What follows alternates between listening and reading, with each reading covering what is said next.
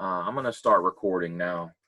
And as I said before, if anybody has an issue with me recording it, just send me an email and I'll stop. But last semester I was doing this for the classes and they seemed to like having it. So anyhow, let me know if you have an issue. So this is going to be our second lecture, and it's the 1st of June. Oh my God. What we decided is the following, and I think this is, correct me if I'm wrong. So we all agreed to meet, meet 9 to, we'll say question mark, but as I said before, roughly an hour, hour and a half, give or take. So we'll do this Monday, Wednesday. I can't imagine there's any, now again, I'm not saying we can't, but I don't foresee us needing to sit here for 3 hours at a time. That being said, I mean, I'm more than happy to answer any questions for 3 hours that you might have. So that's really up to you. As I said on Wednesday last week, I'm trying to think of the most efficient way for you guys to learn this and also effective. So me talking and solving problems for 3 hours is probably not the best way. It's probably not the best use of your time, and it's probably not the best use of my time. So we'll try to supplement it a little differently, being that we're online. Does anybody have a comment or a question about the time? Are we all cool with this? Yeah. All right. If we're cool with that, then I guess the next thing I would say is, does anybody have any questions about the first assignment? I would imagine some, typically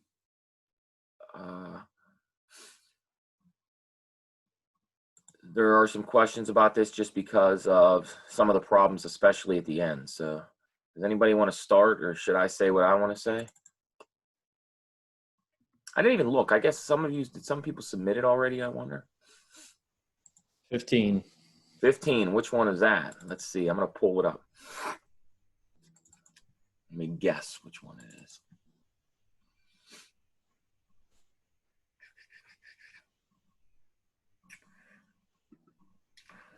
Okay. Okay. So one of the comments that I think it was 2 summers ago, someone in the class they were I don't know if they're joking or not, but they were like, why are some of these problems like 5th grade math and others are like really not? And I said, well, none of this is 5th grade math, and none of this is rocket science either. So if we're looking at 15, this is an equation that requires, well, maybe I can phrase it this way. Most of you would have studied equations like 15 when you were in high school in a college algebra class, maybe in a class in college, depending on what type of math and what majors you had. But usually, unless you take more math after like algebra, like if you take calculus and other courses, you'll see a lot of equations like this. But if you haven't taken those courses, you may have spent maybe, I don't know, a couple hours of your life learning about equations that look like this, and that was it. So for most human beings, something like 15 is just something you haven't seen, and even if you did see it years ago, it was probably for a very brief time. So the problem with that is, though, if I can sort of say a few things about this before we actually do the problem. So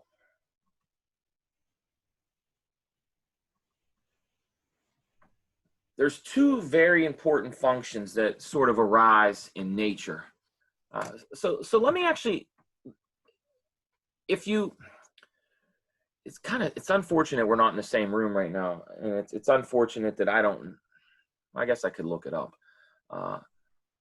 But most human beings don't really have an appreciation for why the math is important when we're doing things like physics or chemistry Or, I mean, even if you look at, well, you're not hearing anything about it right now. It's suddenly gone. But like with the corona, I mean, one of the main purposes of things like algebra and calculus are so that we can use formulas to sort of mimic the observed world.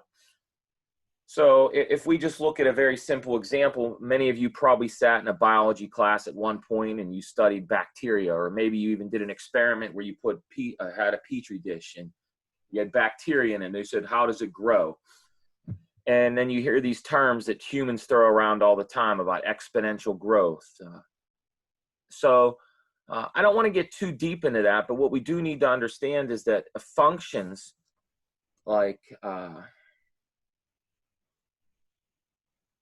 and this is going to be scary because you're like, what's a function? But there's these two types of functions. This what's called the natural log, and there's this other guy which is called the exponential function. They're super important. And by the way, if you're getting worked up by seeing me write these things, don't let it drive your anxiety through the roof yet. But what's interesting about these things is that they happen to be very useful, what we call models. So if you can bear with me, when you were a student in algebra, you learned about graphs years ago, and it turns out that if you try to graph this, what we call e to the x, its graph is,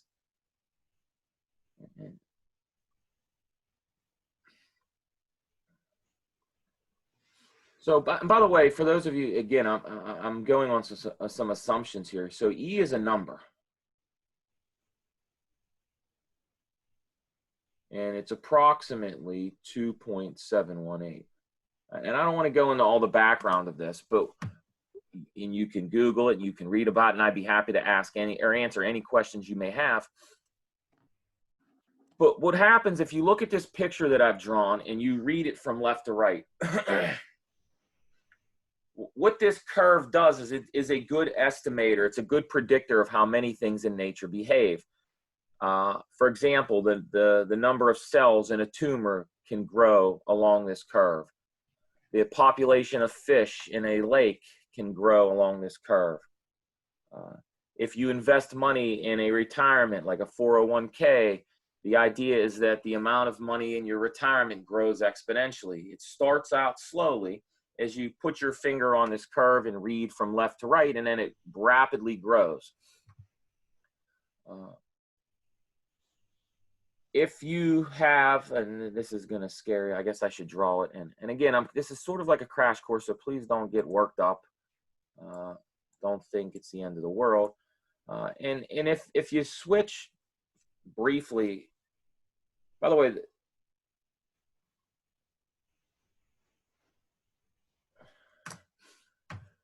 it might not be a bad thing if you've forgotten since you last did it, that you remember some basic things like how to graph an equation, how to graph what we call a function. You might remember there's like an input and an output, and you think about an X and a Y coordinate. Some of you, this is still in your head. Others might not have done this in 10 years. I don't know. The point is if you make some little chart, and I know you guys did this when you were like a kid. Maybe you started this in 8th grade. And what you do is you make a little table. You have an X, and then you have your e to the x, and you pick numbers like what happens when I plug in 0. And when I plug in 0, I get e to the 0.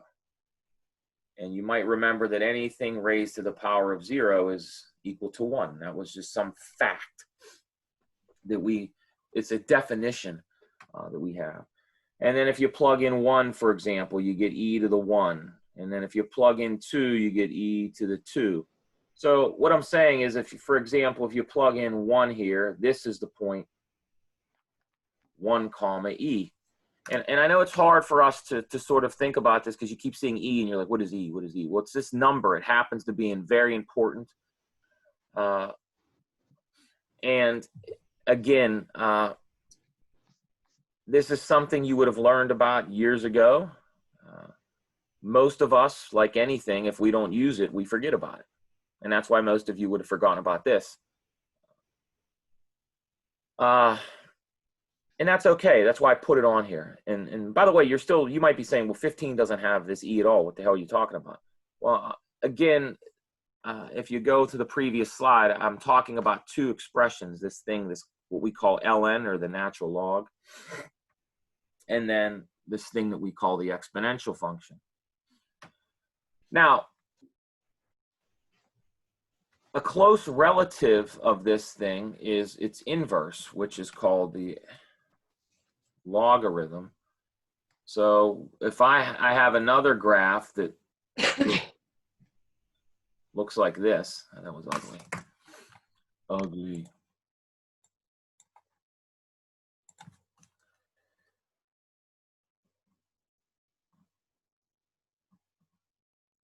So this right here, this is the point 1, 0, and we call this curve the natural logarithm.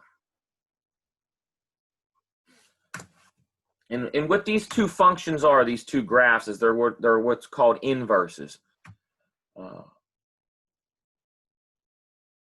And what an inverse means is that they can undo each other. So for example, you guys are familiar with a squaring function, I would imagine. So let me go to the next page and try to simplify this a little easier right now. So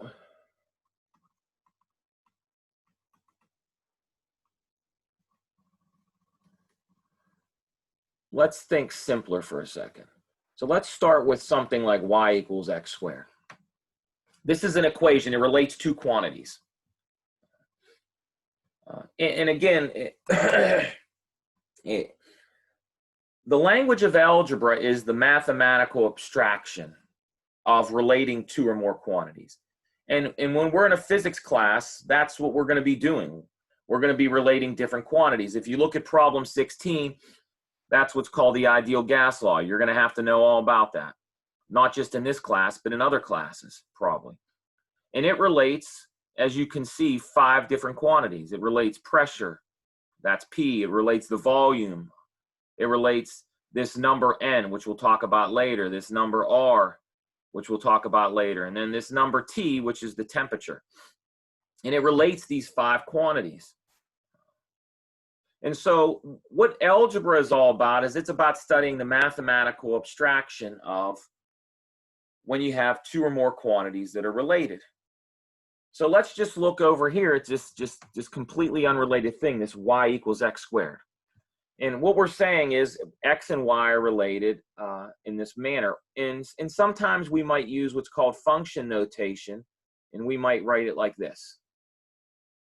So again, this is stuff that for some of you, this might be a nightmare. You're like, oh my God, I hated all this stuff years and years ago. Others might think this is easy. I don't know where everybody is with this. And hopefully you'll let me know either way if it's making your head hurt or if you think it's super easy. But let's just look at this relationship, how it pans out. So if I just make a little chart, x and then x squared, you know, if I plug in 0, 0 squared is 0. If I plug in 1, it spits out 1. If I plug in 2, it spits out 4. If I plug in 3, it spits out 9. You know, we can even be, you know, if I plug in 10, it spits out 100. Whatever you give this relationship, it squares the input. If you wanted to be a little more not so obvious, you can even plug in, say, some negative numbers. What if I plugged in -3? I get +9.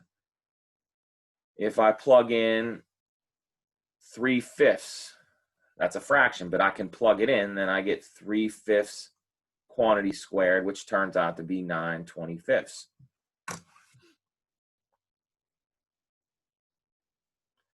Now, you might remember that this guy, x squared, is it has a graph, and it's called a parabola. Whoa, that's a drunk. Maybe I'll use this guy.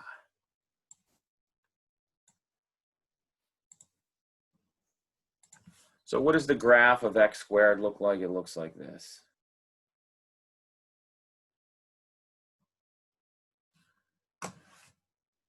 Okay. Does anybody have a question about anything I'm saying right now? I promise I'm going to get back to the original question, but I'm trying to build a theme here.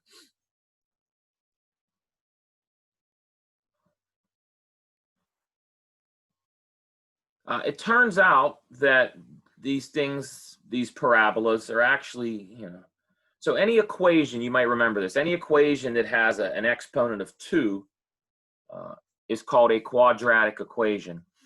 And the graph of a quadratic function is what's called a parabola. And they can either look like this, they can eat like a bowl, or if you put a negative sign in front of it, if I have y equals negative x squared, it flips it. So let's pick it. So instead of it being like opened up, the graph looks like this. It's opened down. And for example, when you were in an algebra class years ago, and we'll touch on it again, actually probably on Wednesday, curves like this are good models of things that go up and down. In fact, that shouldn't be too surprising, because you would imagine if you go and throw something, you've heard the word projectile before. Maybe you've seen someone kick a soccer ball or hit a golf ball. The flight path of anything that's a projectile can be explained, or excuse me, modeled is a better way of saying it, using these kinds of curves. So what's probably overwhelming right now is that I keep using words, and it might seem like I'm kind of going all over the board, but I'm trying to stir your brain to things that you would have learned most likely years ago and have probably long forgotten. One of the most important tools, or one of the most, I guess, reasons that algebra and mathematics in general is important, is we're using it to model and explain our observations.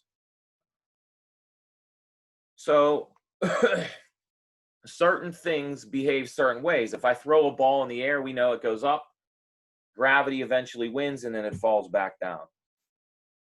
We can actually use an equation similar to what I have on this board to actually predict how high the ball will go and how long it'll be in the air.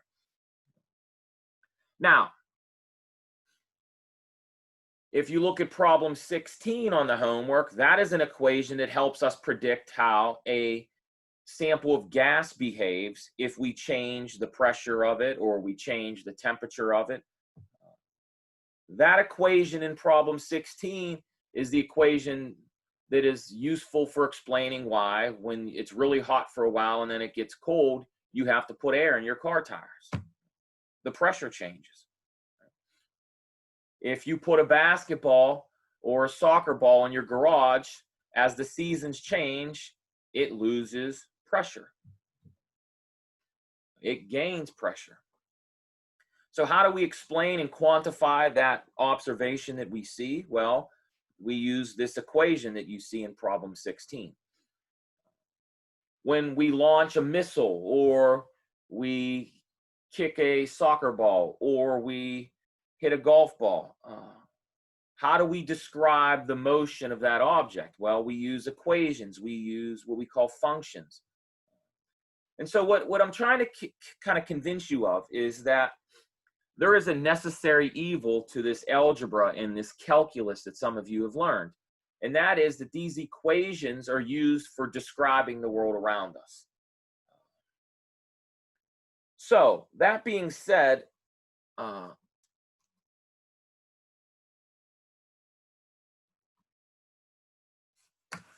what I need you to think about is that the equation, like in 15, what does it mean? Well, for this particular, in this context, it means nothing. I just created some equation. I'm asking you to solve an equation. So really, this is just something that like some algebra person would put on an algebra test.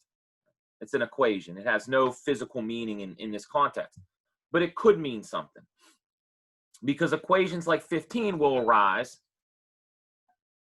when you're studying certain equations. Like if you look at if you scroll down on the homework to problem 17, you see that there's that E that I talked about earlier. That pops up. So anytime that there's this exponential, this e floating around, you often have its partner in crime, which is this ln, which we call the natural logarithm. We also see that floating around. And the reason we see them floating around is because they have this relationship, and that is that they're what are called inverses. So here's another general theme, and that is to solve equations, we often need what's called inverses.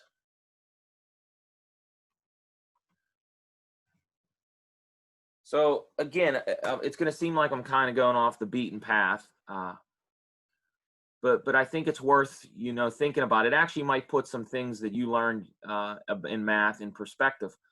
So what I'd like to do is I'd like to start with one of the most basic types of equations we have is, how did you solve, suppose I had something like 3x plus, I don't know, 7 equals 28. Suppose, take your mind, let's go back to 7th grade, 8th grade, 9th grade, whenever you learn this kind of stuff. If I said, tell me which x solves this, you might think about it for a while, and then you might either just guess the answer or trial and error, guess and check. But there is a systematic way of solving these equations. So here's one way of doing it, and maybe you learned it slightly different, but to solve this, one of the first things you do is you take 7 to the other side. At least that's how I said it. But what are you really doing? To solve this, you would say, okay, I'm going to subtract 7 from both sides. And then you're left with 3x equals 21.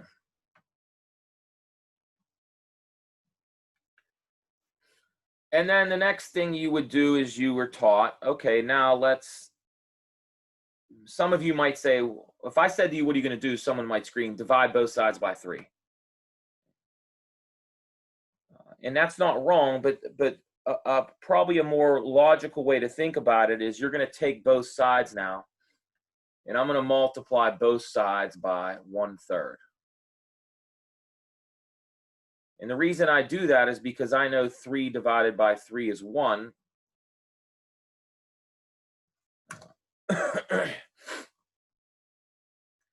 And now, by the way, if this is not how your mind would solve this equation, that's okay. I'm trying to make a point here, which I'm going to say in a second. Every one of us was taught algebra differently. Everybody kind of has their own way of thinking about this. Some of you would do this in your head. Some of you might be looking at this now and thinking that I'm building rocket ships. I don't know. But there's a theme that happens in both steps. So what's the theme here? The theme is I want to know what number makes the very top line true. What makes it true? And so how I'm going to reason, how I'm going to logically figure out what makes it true is I am going to undo everything that happens to x. So let's think about what's happening to x. What's happening to x is I am first multiplying it by 3, and then I am adding 7 to it. So if I want to undo that process, I reverse it. It's just like if you long before GPS, if you traveled somewhere, how did you get home? You reversed how you got there. You reversed the steps. I mean, you still do that, but now you don't think about it because if you don't know where you're going, you use a GPS. So what's happening to this expression on the left is I am multiplying it by 3, and then I'm adding 7. So if I want to undo that, if I want to recover what the original number has to be, the first thing I do is undo the adding by 7. How do you undo adding 7? Well, it has what we call an inverse operation. Adding can be undone by subtracting. And then the next line of reasoning is I want to undo the multiplication by 3. So how do I undo the multiplication by 3? Well, to undo multiplication, I can divide. But it's more mathematically correct to say we're using what's called the inverse of 3. What's the multiplicative inverse of 3? It's the number 1/3. So we're using two logical facts here. And the two logical facts are as follows. We know that 7 minus 7 is 0. And we know that 1/3 times 3 is 1. So long ago in a math class, you would have learned terms called the additive identity and the multiplicative identity. And of course, you may have got it right on a test once and that was it. But those terms are important because they tell us how to undo something. So again, when we're dealing with arithmetic, we think of addition and subtraction as inverse operations. How do you do, if you do one of them, you do the opposite to undo it. Okay, so sort of, I solved this, what we call a linear equation, by undoing what was happening to x. Now, the same thing can happen with other types of equations.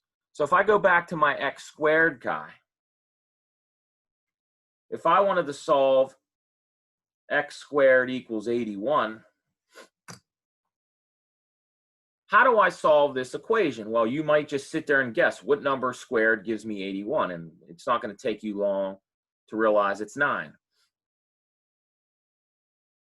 But there's actually two answers to this problem, because -9 also is a correct solution.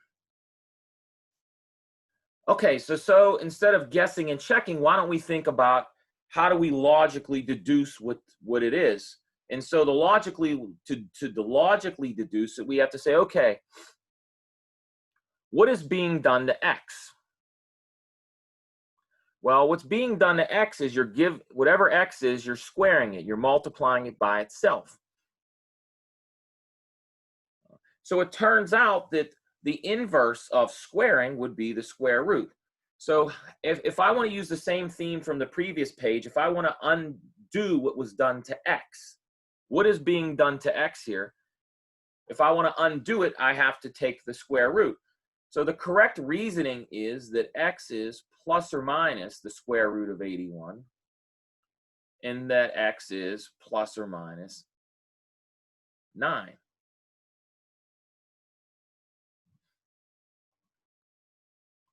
And again, if you're curious as to why I'm saying it this way, it's the basic,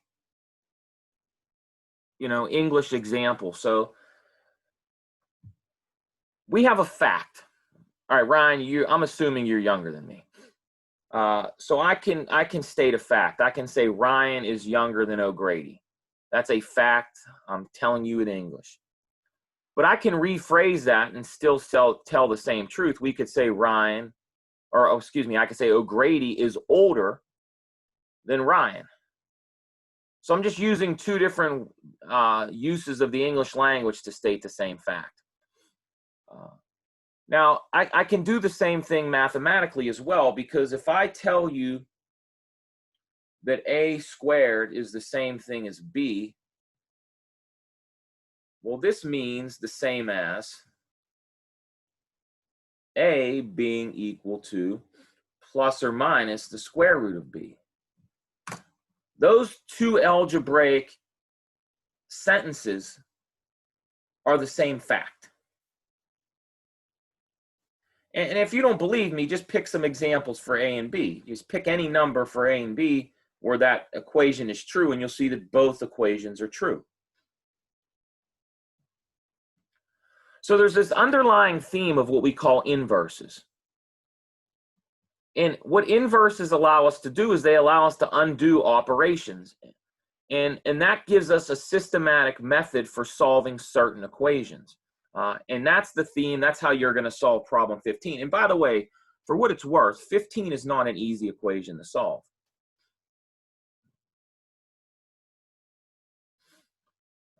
Does anybody have a comment or a question right now before we actually get back to 15? It's kind of like we went along a route. Consequently, you know, I, so, when I designed this homework, I design it as a way to introduce. So I introduce problems as a way to sort of allow us a ways to review certain topics. And perhaps that idea is not going to work as effectively, us being on this Zoom, as if we were in class right now. But nonetheless, it is what it is. Okay, so we're almost ready to solve this problem.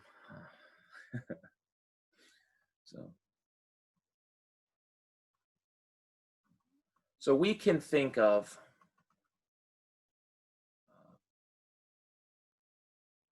x squared and the square root of x as what I like to call inverse operations. And I keep using inverse, and I put it in quotations, and let me explain why I'm doing that. In mathematics, the word inverse has a very specific and technical meaning. And we're using it in that sense, but I don't want to go through all that defining. So I want you to use the word inverse in its English, like colloquial usage, like it's the opposite, it's the undoing of. Because that's really what we're doing. So I'm trying to stay away from the mathematical technicalities. I want you to use sort of more sort of intuition.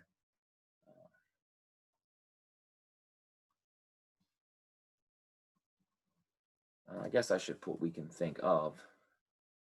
Right. So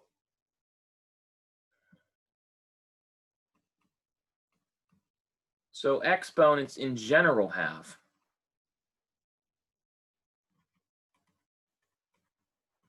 what we call inverses. So just to beat the dead horse, what does x to the, say, the third mean? Well, you guys hopefully remember that's x times x times x, and then there's x to the fourth, which is x times x times x times x. And we could do that for any number. And then they have inverses. So what's the inverse of x cubed? Well, that would be x to what we call the 1/3. And what that is, by definition, is that's the cubed root. And then what's x? The fourth root is the inverse of x to the fourth. So again, this is something you likely learned a long time ago, and you probably have forgotten almost all of it, and that's okay.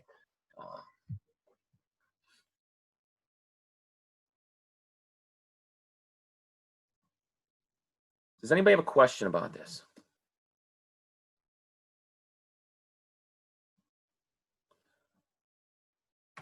Okay, so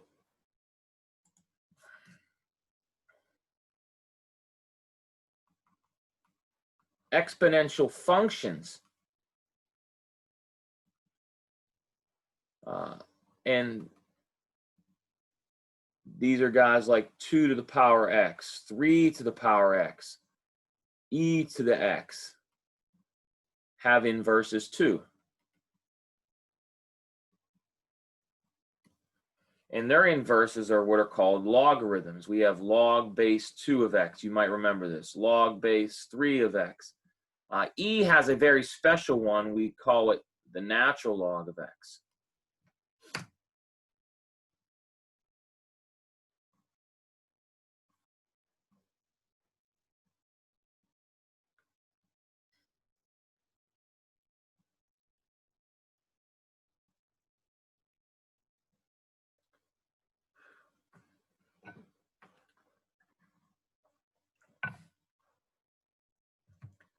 Again, I keep saying this over and over again. I don't want to sound like I'm copping out for you, but most of you don't remember this.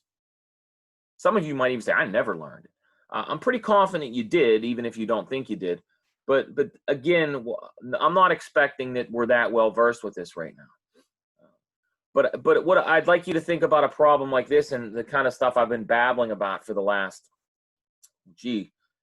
half an hour now, is that if you want, there are resources where you can go dig deeper into this, because there are going to be some situations in this class where we have to solve some more sophisticated equations. And this example in 15 is one of them. And so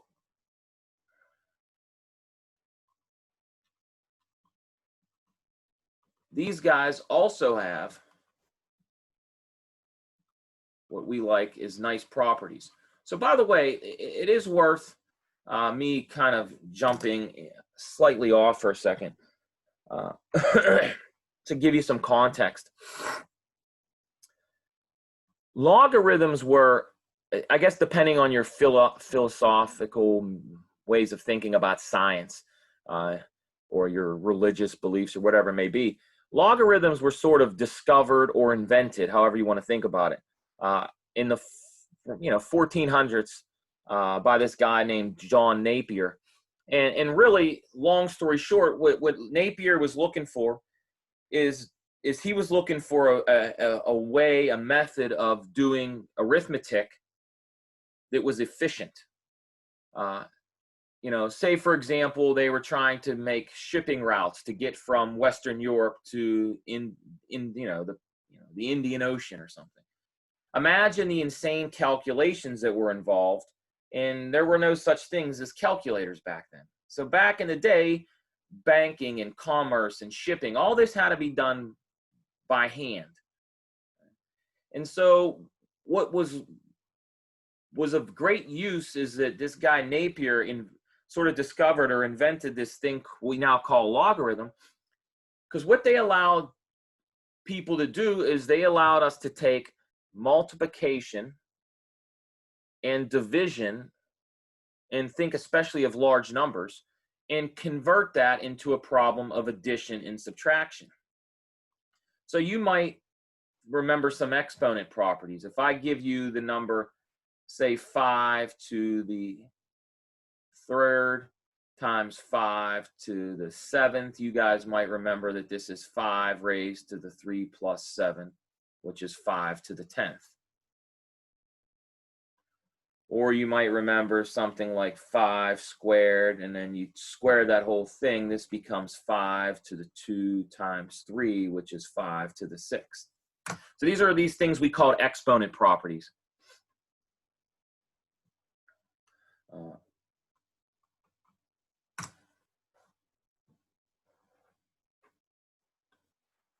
Now, if we write these, go back to my little metaphor with Ryan, your age and mine. If we write these guys not in the language of exponents, but if we write them in the language of their inverse, if we write them in the language of this logarithm, they can be written in the following way. So, for example, the natural log of a times b can be expressed as the natural log of a plus the log of b. And we can also say if we had the natural log of a to the power n, this can be written as n times the natural log of a. And then also there's this super powerful one, the log of a divided by a number b can be expressed like this. So this looks like a bunch of just hieroglyphics to you right now. I get that. It's just symbols on a board.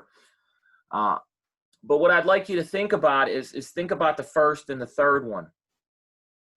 Because what these properties do is they give us a way of turning multiplication into addition, and they give us a way of turning division into subtraction. And this was a very, very important discovery years ago because it made arithmetic much easier.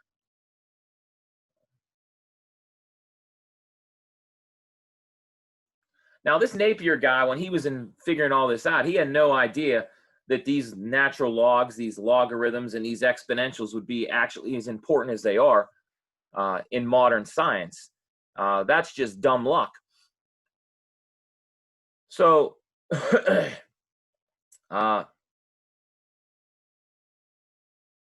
let me sort of reset this then. If I go back to what I began babbling about 40 minutes ago, we're trying to explain things like the population of money in an account, or the number of cells in a tumor, or we're trying to explain the amount of medicine in your body, One of the ways we explain it and quantify it is using what we call exponential functions. So oftentimes in physics, in chemistry, and in other areas of science, we encounter equations that we want to learn about that have exponentials in them. And in order to get information about them, we have to be familiar with the inverse of the exponential, which is this logarithm. And I know this seems like an awful lot right now. It's probably overwhelming for most of you, and I understand that. And then we're probably going to solve a problem like this, and then you're going to say, why didn't you just do that? Why did you babble about all this crap? Yeah, I don't know. I think it's important to give you context for why I would even put an equation like 15 on here. Because 15 kind of stinks. It's going to make you do a bunch of stuff. Does anybody have a comment or a question? Does anybody want to drop out? And by the way, I promise almost all the equations we deal with this semester are not going to be on this level. So this is sort of like torture. All right. So let's jump to this equation.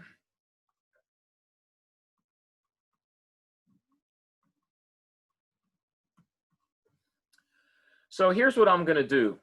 I'm going to start with this log.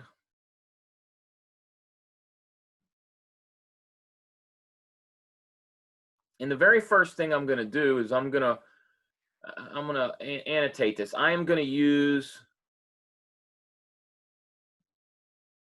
my log property to write it like this.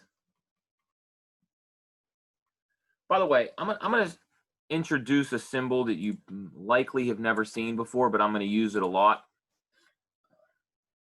I'm going to use this symbol. It's an equal sign with an arrow. And so what this means is this means equivalent to.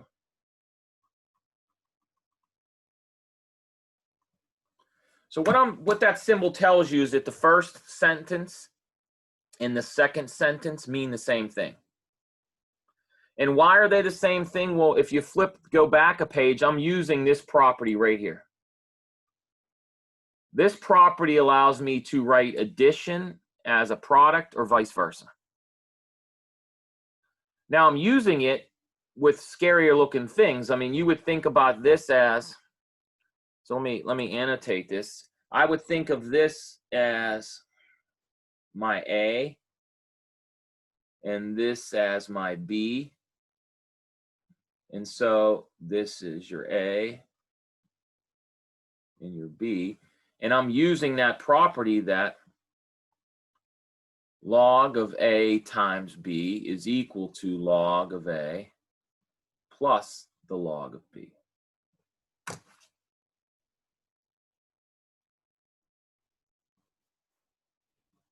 So again, we're essentially just gave you a crash course on a whole chapter of a college algebra course. So if you want to take the time to learn this, it's going to take some time. You likely won't make sense of this just by watching me do it. And that's okay. It's not the end of the world, even if you don't make complete sense of it. Okay, so the next thing I'm going to do is, how do I undo addition? I subtract. How do I undo a square? I take the square root. How do I undo a logarithm? Well, I have to use its inverse. And its inverse tells me that to solve this,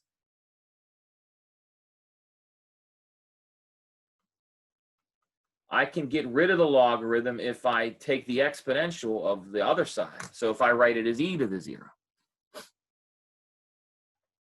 And so what is the reasoning? What is the logic here? Well, the logic here is that log and e are inverses.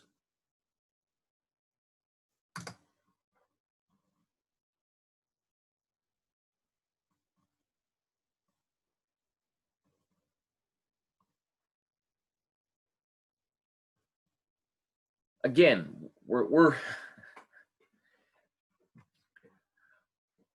the level of difficulty of solving an equation like this is again one that most of you, even if you did see, was at the end, the last week of a college algebra course years ago or a pre-calculus course, and you breezed or you rushed through this, and most of us never really learn this. Now, as I said earlier, any number raised to the power 0 is just equal to 1. So this becomes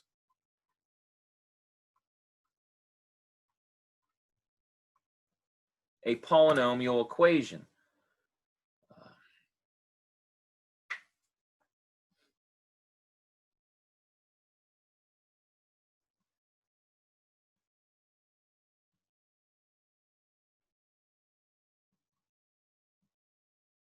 Does anybody have a question so far? I'm not done yet. All I've done right now is I've taken an ugly looking expression that was equal to 0, and I've rewritten it in terms of still an ugly expression, but not quite as bad. It's just a polynomial. Now, if we multiply it out, if you multiply the left-hand side out, and by the way, this is another thing that many of us have forgotten. How do we multiply this thing out? You have to use what's called the distributive law, or maybe you remember what's called the FOIL method, where you do all this fun stuff. So if I multiply it out, t times t is t squared, and then I get minus t plus 8t minus 8, and then that's equal to 1.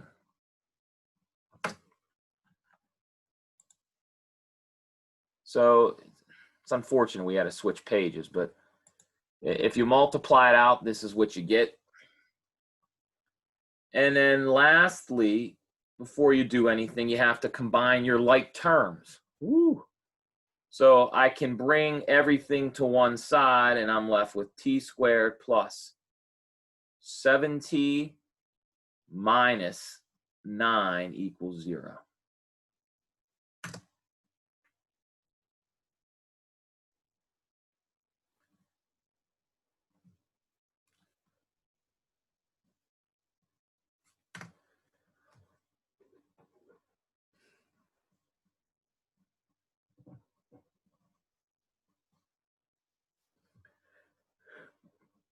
So now this is what's called a quadratic equation. Once again, something you would have studied in an algebra course years ago. You might remember the dreaded quadratic formula for solving these creatures, or maybe you have a calculator that can solve it for you. Hell, I mean, we have computers and software now that will solve the original equation for you. I mean, you guys might even be familiar with some of these apps that can do all these algebra for you. Maybe you guys are familiar with websites that can do all this. There's a great website. Have any of you ever heard of what's called Wolfram Alpha? It's pretty much like a Google for science. So let me share it with you real quick. If you're paying attention, if I go to share, let me pull it up real quick.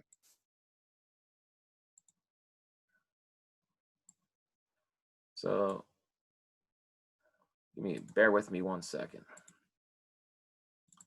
So you guys should be seeing Google right now, at least a web page. If you just type in Wolfram, it'll be one of the first hits. And it's pretty much one of the most amazing things ever. And it's like a Google. You don't even have to know how to type things in. So if I just type in solve, let's just plug it in. What was it? T plus 8 plus, I forgot the log.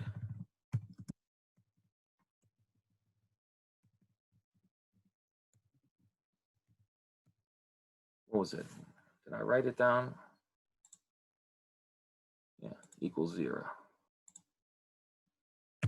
So I can literally type this into Wolfram, and after a while, it'll give me the solution. And what's even more interesting is if you pay them money, they'll show you the step-by-step. Actually, yeah. So you'll see they told you exactly what I did, combine the logarithms. So this web page is phenomenal. I would encourage you, and it doesn't just do math, it can do anything. It's like you want to learn about chemistry, biology, you want to learn about anything. It's brilliant. They have an app, I think it's $5. You put it on your phone, it gives you all the solutions. It's really, really helpful. Okay. In the essence of saving time, let's just solve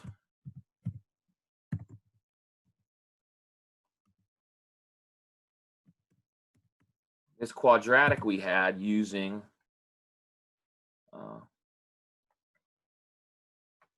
and by the way, you'll see that the answer we get here is exactly what it just told us.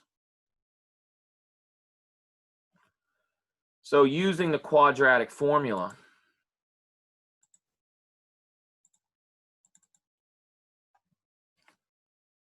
how do you solve this?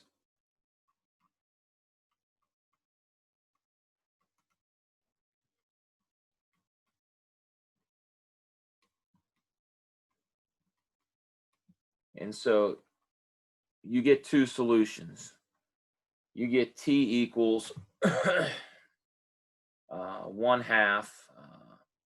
the square root of 85 minus 7, yikes, and t equals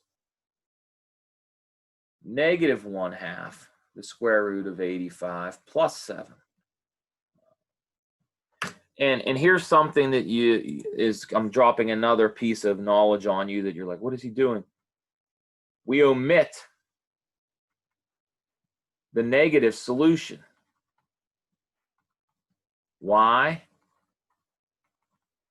Because the log function, log of x,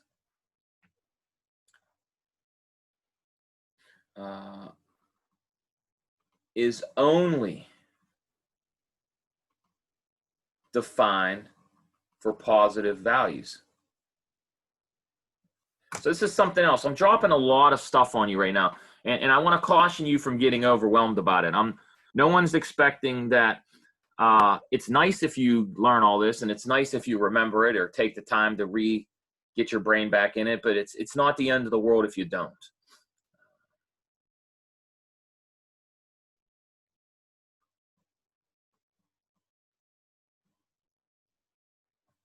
So, you know, I don't know how effective all this was today. I feel like maybe it wasn't that effective. I don't know. Maybe we didn't use our time wisely.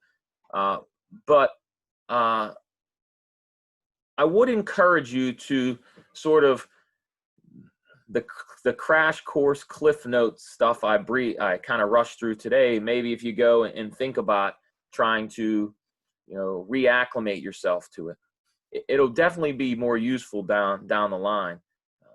Think about the logic that was involved in that particular equation that we solved.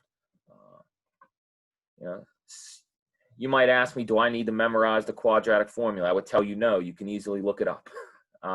Or you can use a calculator to solve equations. I'm fine with that.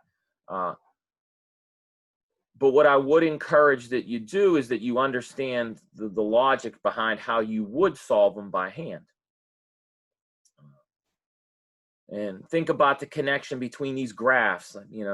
When I was sketching those graphs earlier, if that was making you overwhelmed or anxious, like, oh my God, I forget this, don't let it do that. But think about it as a way, okay, maybe I can go back and review graphing curves. Not because I'm going to test you on it, but because it's going to help you understand things we do later on. So here's a good way I can encourage you to think about this. Because I think what happens is typically the very first assignment in this class, you might think that you're not prepared for the math in this class. And that's not true. Let me explain to you the math aspect of this course. The more math you know, the better. Excuse me, let me say it correctly. The more math you know, and the more comfortable you are with the math, it just makes things easier. That's all.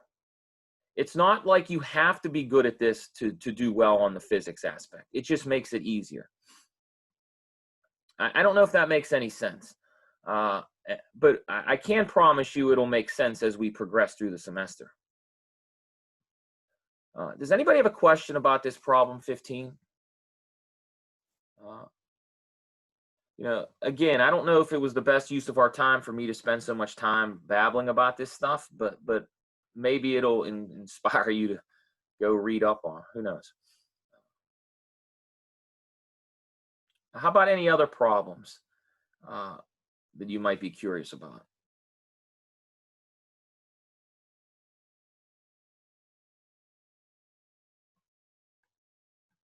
Anything? Question 17 didn't make sense to me either. Yeah, okay, good. It's not going to. That's why we put it on there. Look, 17 is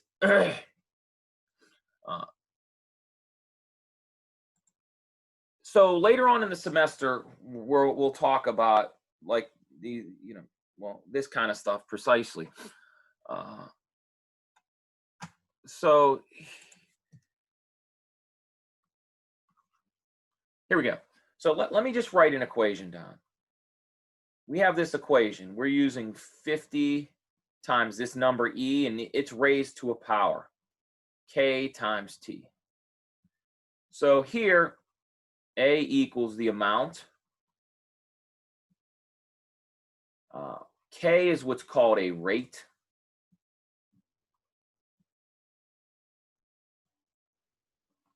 Of growth or decay.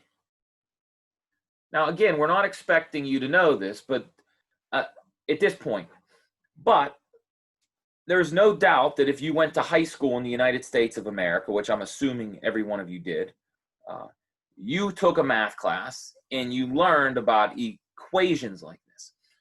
Now, do you remember it? Most likely not, but we will study these kinds of things in this class. And what is t? T is time. So just think about this. We're telling you that A, the amount of medicine in your blood, or in your body, I guess, is given by this equation. Notice that A is on one side of the equation. On the right-hand side, you have the letter T, and you have the letter K. And this tells us, this is our way of saying that the amount of medicine in our blood is dependent on, it depends on how long it's been in there. That's T. When T changes, A changes.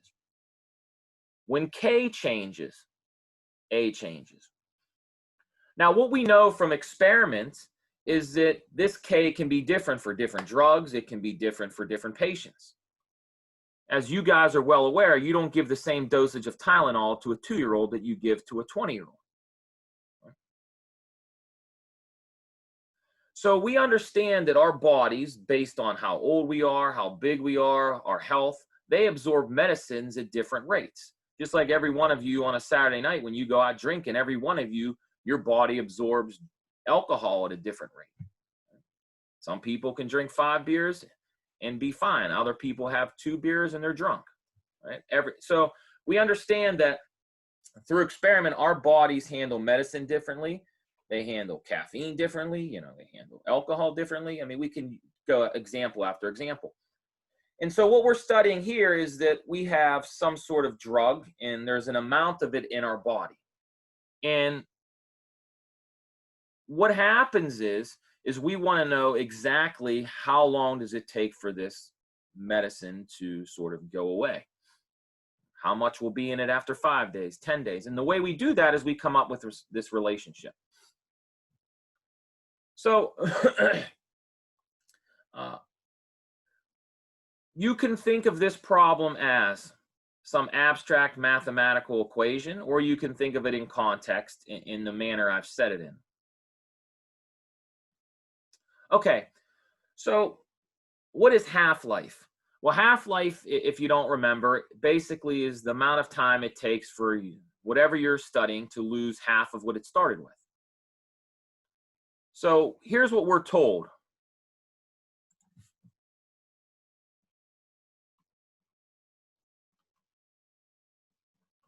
The given info is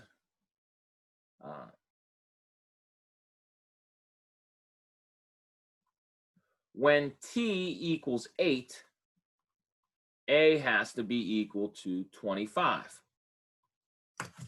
Where am I getting 25 from? Well, what is half of 50? Half of 50 is 25.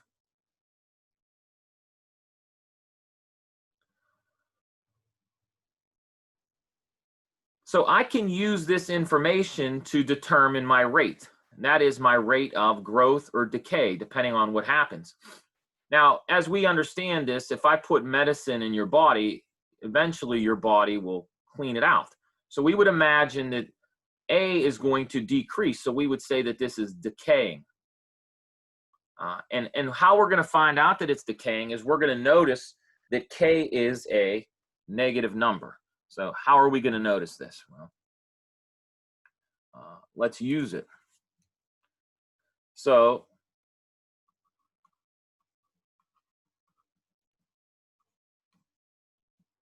let's plug it in. So if I have A equals 50 e to the kt, what does it become? Well, I know that I have to have 25 equals 50 e to the k times 8. So again, I am replacing t with a specific value, that's 8. And I know that at that specific value, I know that half of what I started with is left. So my a is replaced with 25.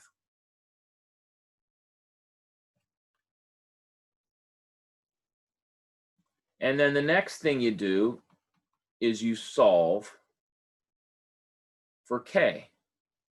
So how do you do that? Well, we're going to do a similar strategy than we did in the previous problem. We need to undo everything that's happening to k. So the first thing you do is you divide both sides. So if we rewrite the equation again, I'm going to write it like this, 8k. This becomes, if I divide both sides by 50, I have 1/2 e equals e to the ak. 8k, I should say, 8k. So the first step is to isolate this exponential. Once I have the exponential isolated, now I want to get rid of it, and I get rid of it using a logarithm. So if I go to the next page, this tells me the same thing as the natural log of 1/2 equals 8k. And then the last thing I can do is I can give an exact value of k. It becomes 1/8 natural log of 1/2. And I can get an approximate value for this using a calculator.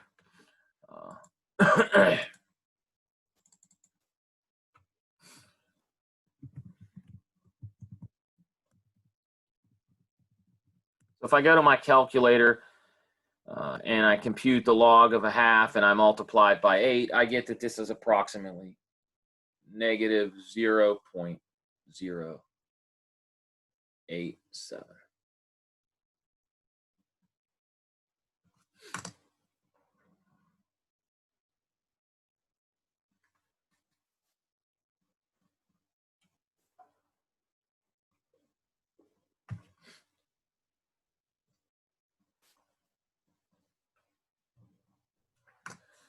So if you have a question, please speak up. Again, the sort of the symbolic manipulation that we're using here, the quote unquote algebra, again, I'm assuming, and maybe I'm being a jerk by assuming it, but I'm assuming most of you haven't done any of this in quite some time. So, you know, at least that's been my experience with this class, and that's okay. So I don't want you to get overwhelmed about it. I don't want. So here's what we know.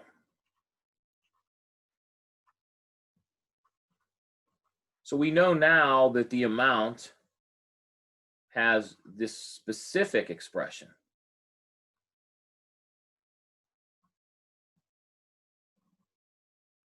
So we can replace K with this. Now, again, if you go to your internet, and I'm going to show you this briefly because there's a great website called Desmos. I don't know if I mentioned it before, but it's free. There's apps for your smartphone or your tablet. It's free to download. It's a free graphing calculator. And what's nice about it is it's very easy to use. I can literally just type in what I wrote. Y equals 50 E, and then I raise it. What was it? It was negative 0.0, was it 867? I forget already.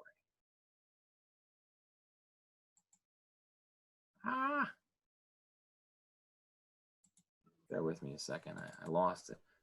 0.87. Good.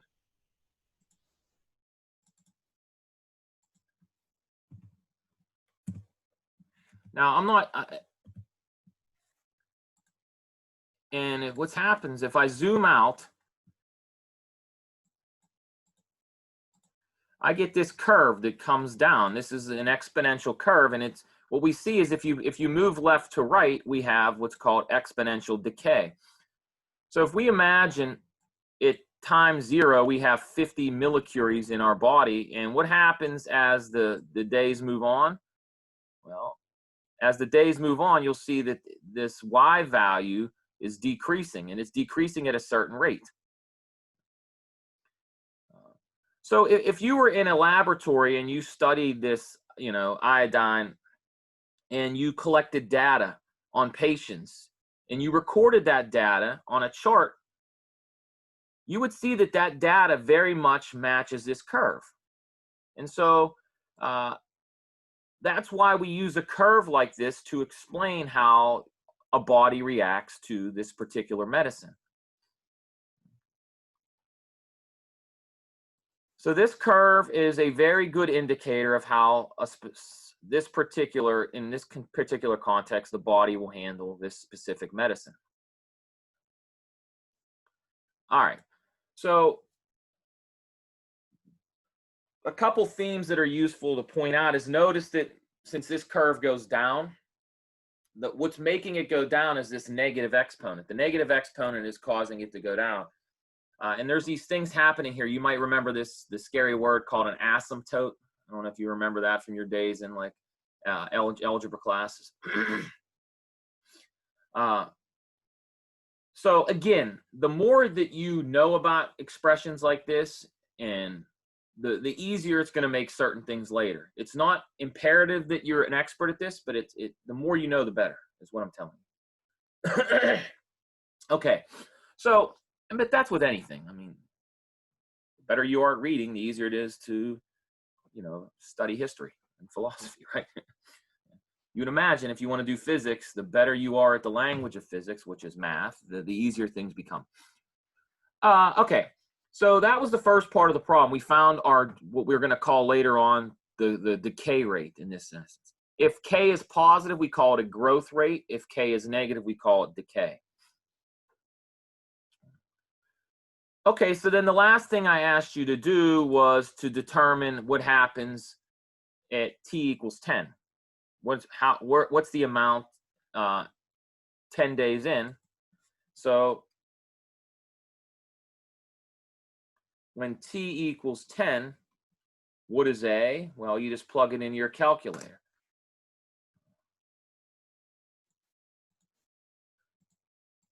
So if you go to your calculator and you replace T or in that expression with 10, you get that A is 20.948. If you round up.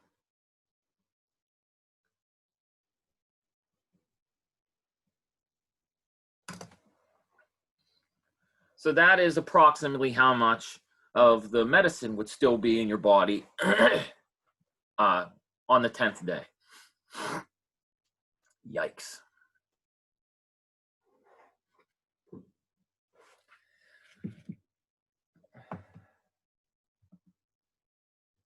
Does that make sense? Does anybody have a question about that?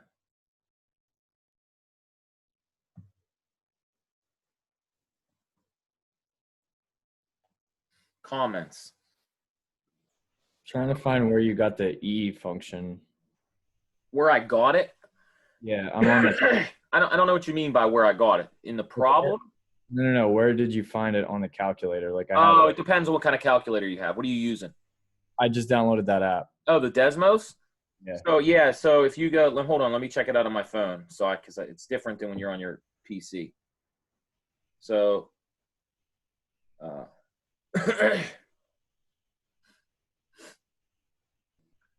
so on your app, there should be, you could just use the letter E if you want. It'll recognize it. Oh, okay. Or there's a function button. You see the thing that says FUNCS on the right hand side. If you hit that and go to the miscellaneous, it's EXP. So you can either use the EXP function or you can use the letter E. It recognizes E. Okay. Yeah. By the way, that calculator is super useful. It's free. The criminals that sell you the TIs should be in jail for their abuse of your money, but yeah,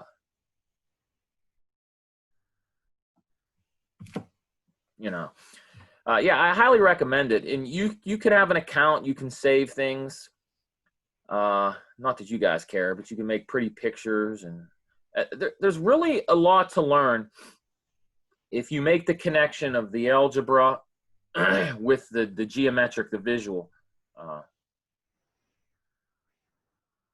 Look, if I'm being completely honest with you, the majority of math that we're going to do is going to be more like the rest of this homework than it's going to be problems 15 and 17, right? So what I guess that's one way of saying is do not stress about the math that much. You will all be fine, I promise.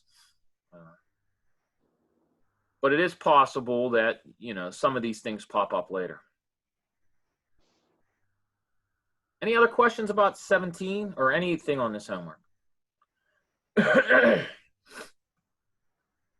Going once, going twice.